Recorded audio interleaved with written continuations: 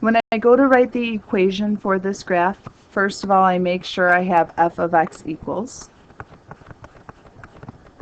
to make it an equation.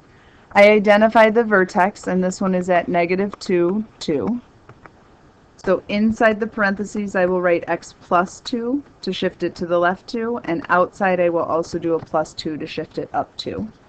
And because it's a parabola, I make sure I square it.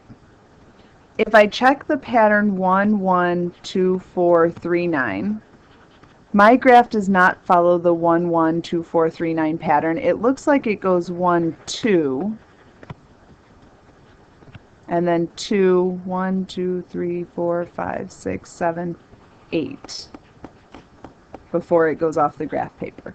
And I took 1 and I doubled it to get to 2, and I took 4 and I doubled it to get to 8. So there's a multiplier of 2 out in front, and because the graph is reflected, it's also a -2.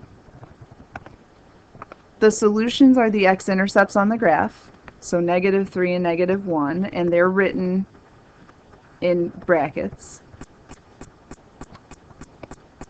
When I go to write the domain, I look at the left side of the graph and the right side of the graph, and there are arrows on both, so -infinity to infinity. The range is bottom to top. At the bottom there are arrows. The top goes up to 2.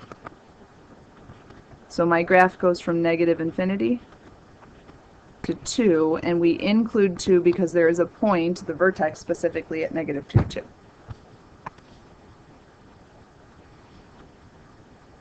The graph is increasing on the left side,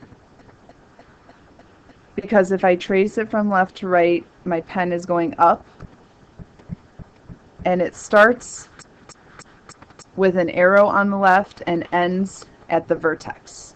So the increasing section is from -infinity all the way up to 2.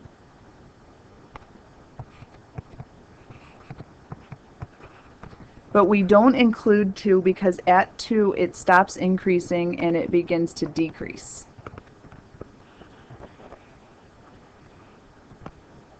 And it decreases starting at 2, and there's an arrow on the right. So from 2 to infinity, again, we do not include the 2.